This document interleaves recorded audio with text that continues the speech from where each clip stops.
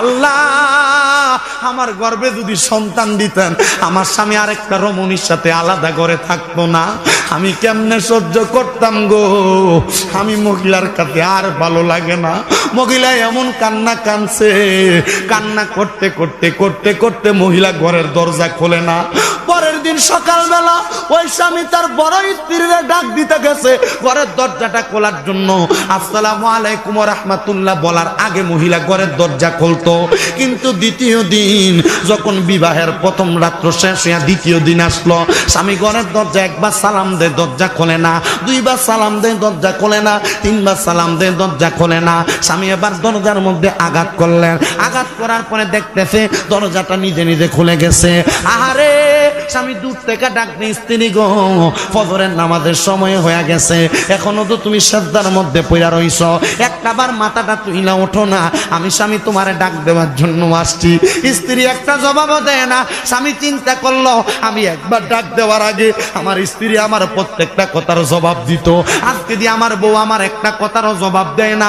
স্বামী একবার দুইবার তিনবার কইরা কইরা ডাক দেয়, যখন বারবার বারবার ডাক দেয় স্ত্রী যখন কোনো জবাব দেয় না, স্বামী যে স্ত্রীর মাথার মধ্যে ধরতে দেরি, স্ত্রীটা কায় তুই নিচের দিকে পড়ে গেছে। স্বামী ডাক দিয়ে কই, স্ত্রী কেমনে তুমি তোমার এই রাত্রিটা যাপন করলা? নাকে মুখে হাত দিয়া দেখতেছে রে, ওই স্ত্রী কোনো কথা কয় না, নিঃশ্বাসও পালায় না।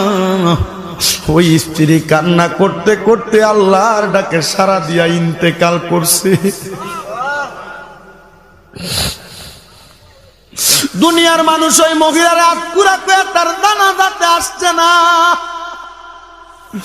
আহারে দুনিয়া তো সন্তান হারা কষ্ট, এলাকার মানুষ ইন্তেকালের পরে তার জানাজায় আসে না, এটাও তার বড় কষ্ট। কিন্তু শোনো রে, ওই মহিলাটার মনে কষ্ট নিয়া যদিও মহিলাটা ইন্তেকাল করছে, ওই মহিলাটার জানাজার নামাজ তার স্বামী নিজে পড়াইয়া যখন বাড়িতে আসছে, রাত্রবেলা ঘুমাইছে, পরের দিন ফজরের নামাজে মসজিদে যায়া দেখে মসজিদের মধ্যে মুসল্লি আর মুসল্লি দেখা যায়। সব মুসল্লিরা ডাক দিয়া কই, হুজুর ও হুজুর, আমরা গতকালকে রাত্রবেলা একটা স্বপ্ন দেখছি, হুজুর আমরার স্বপ্নের কথা একটু বলেন, হুজুর স্বপ্নের কথাটা একটু বইলা দেন। হুজুর কয় কি দেখছো? বলে হুজুর আমরা গতকালকে একটা অন্যায় কইরা ফালাইছি। বলে কি